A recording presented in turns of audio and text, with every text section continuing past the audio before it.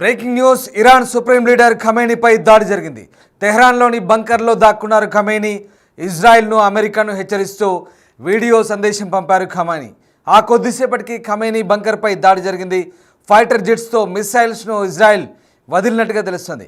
Khamenei బంకర్పై దాడి చేసినట్లు Israel ప్రకటించింది. అయితే అండర్ గ్రౌండ్లోనే హెడ్ క్వార్టర్స్ను కూడా ఖమేనీ నడుపుతున్నట్టుగా తెలుస్తోంది. దానిపైనే మిసైల్స్తో ఇజ్రాయెల్ దాడి చేసింది. దాడి సమయంలో ఖమేనీ అక్కడే ఉన్నాడా లేదా అనే దానిపై ఇంకా సమాచారం బయటికి రావడం లేదు. ఖమేనీని అంతం చేస్తామంటే ఇప్పటికే ఇజ్రాయెల్ ప్రకటించింది. ఈ నేపథ్యంలోనే తాజా దాడులు జరిగినట్టుగా తెలుస్తోంది. ఇక ఖమేనీపై దాడి జరిగిన విషయాన్ని ఇజ్రాయెల్ కూడా ధృవీకరించినట్టుగా తెలుస్తోంది. ఇప్పటికే ఇక ఇరాన్ ఇజ్రాయెల్ వార్ భీకరంగా కొనసాగుతుంది. ఇరాన్ సైనిక స్థావరాలు, చమురు క్షేత్రాలు, అణుశుద్ధి కేంద్రాలను లక్ష్యంగా చేసుకుని ఇజ్రాయెల్ తీవ్ర స్థాయిలో దాడులు చేస్తోంది. తెహ్రాన్లోని కీలక ప్రాంతాలు కూడా తీవ్రంగా ధ్వంసమయ్యాయి. ఈ క్రమంలోనే supreme leader Ayatollah Ali Khamenei అధికారులు సురక్షిత ప్రాంతాలకు తరలించారు. ఈశాన్య టెహ్రాన్లోని లావిజాన్ సురక్షిత ప్రాంతంలో ప్రస్తుతం ఆయన తలదాచుకున్నట్టు తెలుస్తుంది. అండర్ గ్రౌండ్ బంకర్లో ఖమేనీ కుటుంబంతో కలిసి తలదాచుకున్నట్లు పెద్ద ఎత్తున వార్తలు వస్తున్నాయి. ఈ నేపథ్యంలోనే ప్రస్తుతం ఆయన ఆ బంకర్లో నుంచే వీడియో కూడా రిలీజ్ చేశారు.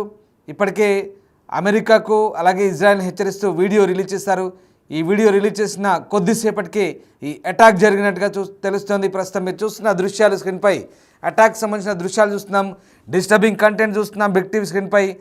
ఇక అయతుల్లా అలీ ఖమేనీ టార్గెట్గా ఇజ్రాయెల్ ఈ దాడులు చేసినట్టుగా నిర్ధారించింది.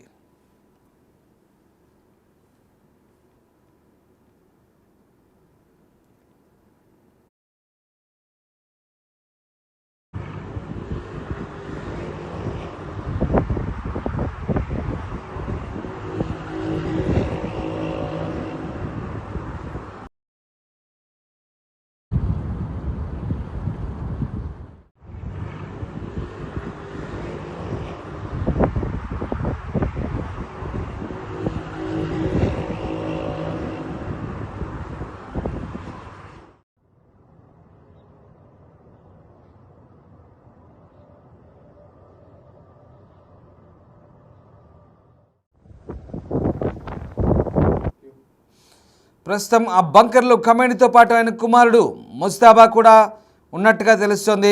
లావిజాన్ అనే సురక్షిత ప్రాంతంలో, ఈశాన్య టెహ్రాన్ ప్రాంతంలో వీళ్ళంతా కూడా తలదాచుకున్నట్టు తెలుస్తుంది. గతంలో కూడా ఇజ్రాయెల్ దాడులు చేసినప్పుడు ఖమేనీ ఇలాంటి బంకర్కి వెళ్ళారు.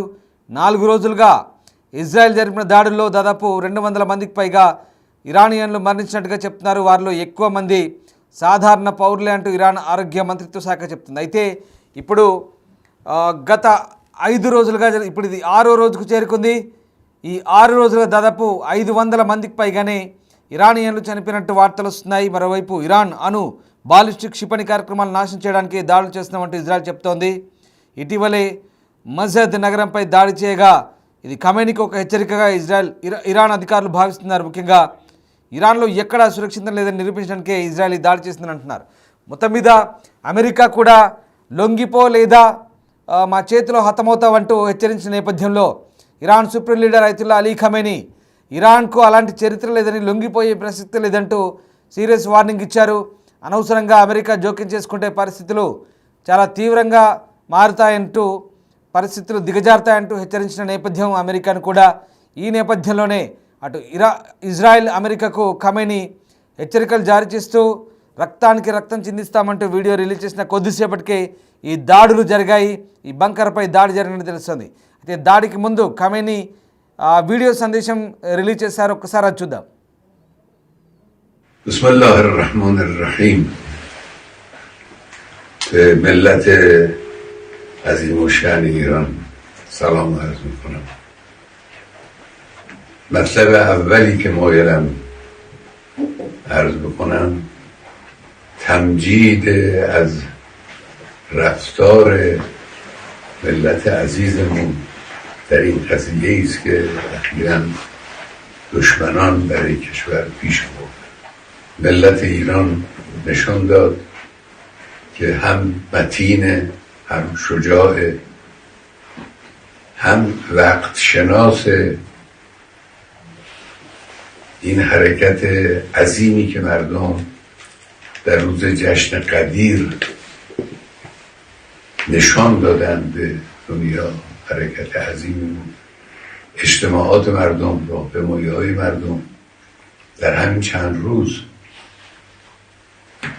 در نماز جمعه ها حضورشون، بعد از نماز راهپیماییشون، همه اینها نشان دهنده رشد ملت ایران.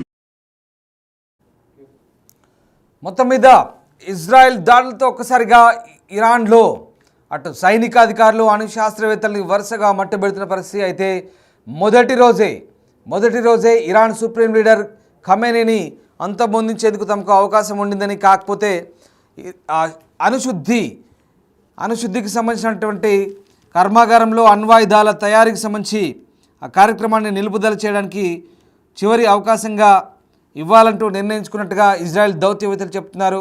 లేదంటే మొదటి రోజే ఖమేనీని కూడా అంతమొందించే వాళ్ళమంటూ చెప్తున్న పరిస్థితి కనబడుతోంది.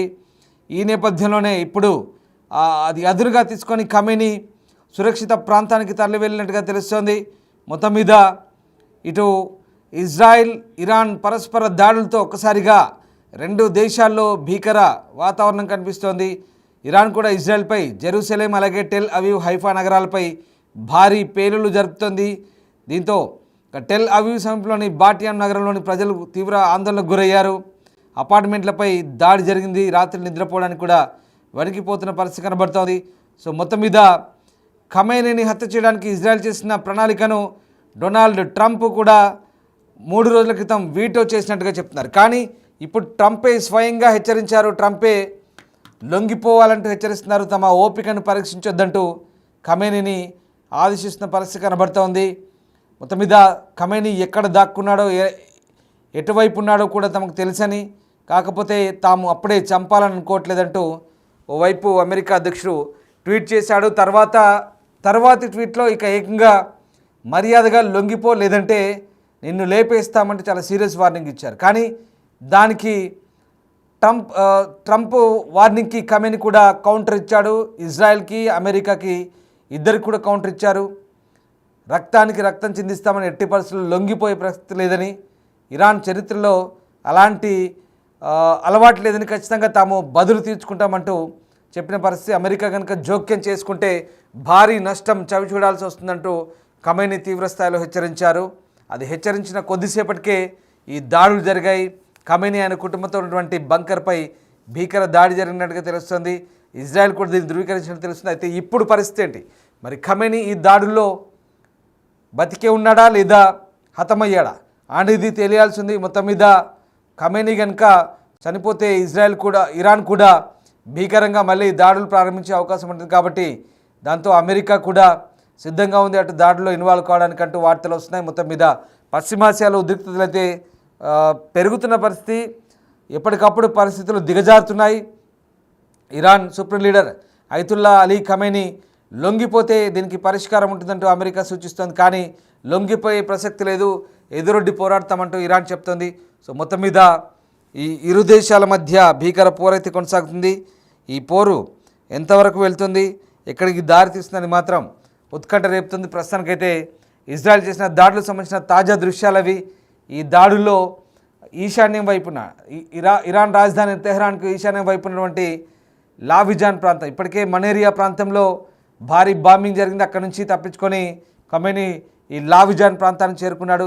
మళ్ళీ ఇక్కడ కూడా పసిగట్టిన నిఘా వ్యవస్థలు అతను అంతమొందించడమే లక్ష్యంగా ప్రస్తుతం అక్కడ బాంబింగ్ చేస్తున్నట్టుగా తెలుస్తుంది. ఇంకా పూర్తి సమాచారం అందాల్సింది. ఇప్పటికే టెహ్రాన్లోని 9 మిలియన్లు అంటే దాదాపు 90 లక్షల మంది ప్రజలు అక్కడి నుంచి సురక్షిత ప్రాంతాలకు తరలి వెళ్తున్నట్టుగా తెలుస్తుంది.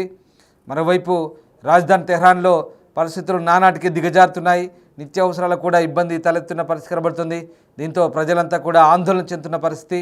మరోవైపు ఇరాన్ సుప్రీం లీడర్ ప్రస్తుతం బతికే ఉన్నాడా, ఖమేనీని చంపేశారా, హతమయ్యాడా లేదా బతికే ఉన్నాడా, ఇప్పుడు ఏదో ఒకటి తేలాల్సింది. కానీ ఖమేనీ మాత్రం ఒకటే చెప్తున్నారు, ఇప్పటికైతే లొంగుబాటు ప్రసక్తే లేదు, లొంగిపోయే ప్రసక్తే లేదంటున్నాడు. మొత్తం మీద రణమా శరణమా ఏదో ఒకటే ఇప్పుడు ఖమేనీ ముందు మిగిలి ఉన్న ప్రశ్న.